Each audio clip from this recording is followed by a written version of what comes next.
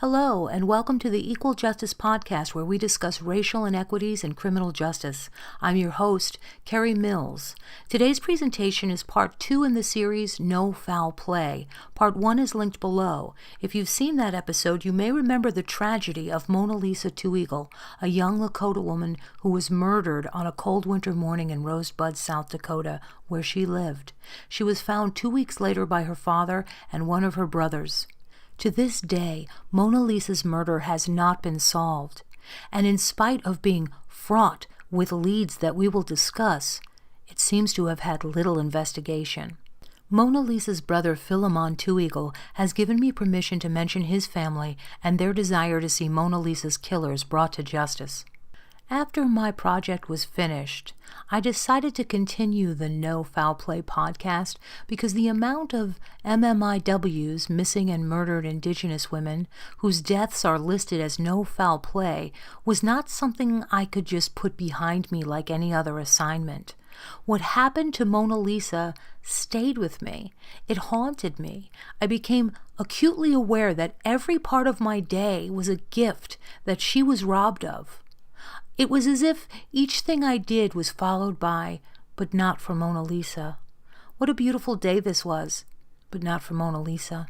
What a fun time I had with my family. It's so great to be able to have a meal and laugh together, but not for Mona Lisa. The sunsets, the taste of that first cup of hot coffee in the morning, a hug from my child, my husband beside me, even a pleasant exchange with a cashier as I get my groceries, all things, big and small, have been taken from Mona Lisa Two Eagle. And the fact that the world never even knew her seems profoundly unfair. I think my husband sensed it before I did. He predicted that I would go to South Dakota, and he had said so over dinner. I laughed at first, but with his support, that is exactly what I did. I needed to see where it happened and ask questions. I don't know why I was so compelled, but when my new friend Phil Two Eagle told me I was welcome in South Dakota, it wasn't long after that I packed a bag. On March 9th, 2024, the start of spring break for all of us at Owens Community College in Perrysburg, Ohio, my son and I headed out on our 15-plus hour road trip from Toledo, Ohio, to the Rosebud Reservation near the southern border of South Dakota. The drive was beautiful, and after one night at the Courtyard Marriott in Sioux City, Iowa, we continued our trip, and before we knew it, we were passing through Valentine, Nebraska, near the South Dakota border, just 12 minutes from where we would be staying for the duration of our time in South Dakota. I was aware, as we drove through Valentine, it was where they put Indigenous children on trains after stealing them from their families. But its history also bears the dark event known as the Wounded Knee Massacre of 1890. After the Laramie Treaty was broken and the Lakota had their land stolen, they could not yield crops and were so desperate they called upon their ancestors for help in a ceremony known as the Ghost Dance. This dance scared people in Valentine, and many soldiers were sent. With no attack from the Lakota, soldiers massacred men, women, and children of the Lakota Nation.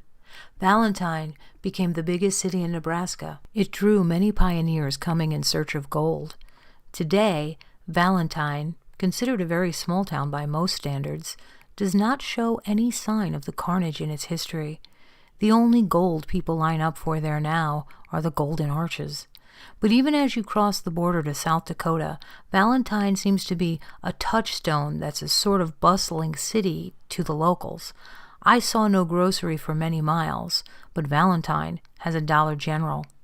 When I was able to meet with Philemon, he invited us to meet him in Rosebud at his home.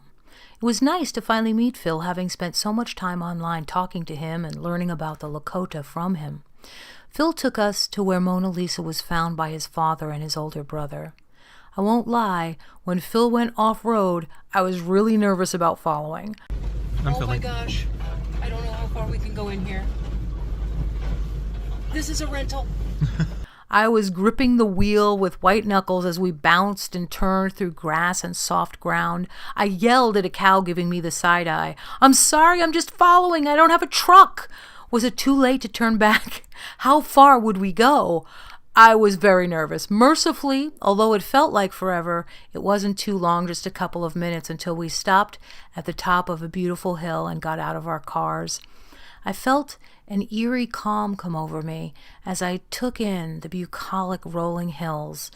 There was a slight chill in the air, and I tried to imagine the freezing temperatures and snow Mona Lisa experienced. I was able to breathe the air where Mona Lisa took her last breath and tell her in a silent moment how sorry I was for all that was taken from her. That was why I made that trip. Mona Lisa's story had touched my life, and going there was my way of reaching out to touch hers. Phil told me his sister Lucille wanted to meet me, and it wasn't long before I saw her car coming up the hill, with much more skill than I had, by the way, but they both took turns telling me about their sister. I was surprised to learn details I didn't know before. In my last podcast, I mentioned that Phil saw Mona Lisa get into a white and red truck with two men who were known on the reservation. Reports listed Phil as 12, but as he was telling me no one interviewed him, I did the math. Wait, you said you were born in 1964, so you were 15 in 1979. Phil nodded. Yeah, 15. He had been 15 when he witnessed his sister driving away. That's a big difference in maturity from age 12, and yet not one policeman interviewed Phil. I also learned that in addition to what Phil witnessed, at the entrance to the Waln Ranch where we were, where Mona Lisa was found, there is a gate entry that people saw the red and white truck struggling to break free from. They had gotten stuck on the grate, and I can see how, because the metal grate is tricky, and if they were in a hurry or panicked after dumping a body, they might have gotten stuck, especially with the frozen ground. According to Phil, numerous people saw this. No one was interviewed. If the files could be found, there would probably be few, if any, details. More than ever, I wanted to learn what happened to the files for Mona Lisa's case. Phil told me the original investigator had died, and he was told by the BIA that the files were missing.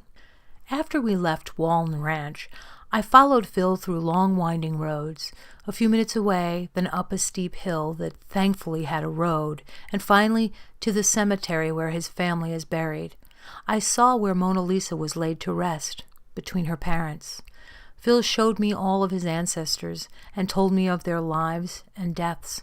There is no part of the Lakota history that isn't touched by the cultural genocide they experienced for generations. And some of them, like Phil, had joined the military. I didn't know how to thank Phil and his family for sharing their story with me. They have no reason to trust anyone, and my heart was broken that all these years later I could only offer my sympathy. It's not good enough. So I vow that I will never let Mona Lisa's story be forgotten. The next day I went to Rosebud BIA, Bureau of Indian Affairs, to see if anyone could help me find out what happened to Mona Lisa's case file. Imagine if the clothing was stored as it should be. Touch DNA could be tested against the DNA of the suspects that many people claim to know and have seen. Phil told me one of the men is homeless, and Phil has on occasion seen him wandering around. I promised Phil I would find out who was in charge of the evidence. My timing wasn't great, though. I had picked a bad day to visit the BIA because they were celebrating 200 years of being in service. There were a couple of very nice employees that listened to me talk about Mona Lisa.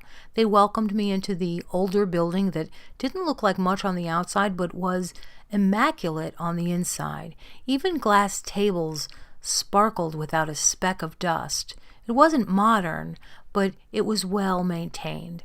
There was a man vacuuming in the hall, and the office they brought me to smelled like someone was cooking seasoned meat. It reminded me of tacos. I was expecting to be instantly stonewalled, by the way, and perhaps treated with suspicion. But everyone I met was interested in me and wanted to hear about the person behind the project that inspired such a long journey. To my surprise, they didn't seem very familiar with Mona Lisa Two Eagle. It turned out the woman who greeted me knew Lucille, Phil's other sister, and had fond memories of going to school with her, but no one seemed to register Mona Lisa. It was more like it rang a vague bell. They were sympathetic and kind, and they wished they could help me. But they said the woman who worked there the longest would know what they did with all of the evidence that, as it turns out, had to be bagged and shipped off to the FBI when they took over in the 80s. They gave me a card and said I could call a woman named Andy after she returned. I read the card. Andrea Waln. Phil picked up after 2 rings, and I was chomping at the bit. I told him the person I was referred to was a woman named Andrea Waln. Isn't that the ranch where your sister was found? I asked. Oh, yes, he said. You spoke to Andy? My jaw dropped. If he knew the person in charge, how could they not have helped him already? How could they not have at least interviewed him? This disconnect flies in the face of everything we consider about a small town, right? A small community typically means everyone knows everyone's business. But what I learned is when the Lakota were betrayed by colonizers, that included certain translators learning the Lakota language and using that knowledge against the Lakota. As a result, the Lakota even felt uncomfortable speaking to each other. To this day, they are very selective and careful in how they communicate. So they are the opposite of a small community. No one pokes their nose in anyone's business unless invited to. It's not uncommon for a Lakota person to wait years to speak on a matter. I got the feeling they may wait to be asked more than they volunteer information. After being betrayed, starved, slaughtered, and lied to, after having their children taken from their arms, often never to be seen again, who would be an open book? No one. As of May 2024, I still don't know what happened to Mona Lisa's files. Andrea has never called me back, but her new outgoing message that I listened to today gives her work cell, which I will try next. But since I was told the files may have gone to Washington, D.C., I continue to try and get in contact with Savannah Peterson, the lead investigator on the case at this time. You may recall, in part 1 of this series, I mentioned that she wouldn't call me back. I have emailed, called, and left messages. No one calls me back from D.C. But this is a brick-and-mortar building, and it is located there. I've always wanted to see the Lincoln Memorial. Stay tuned, and thanks for listening. Here. Absolutely, Lucille.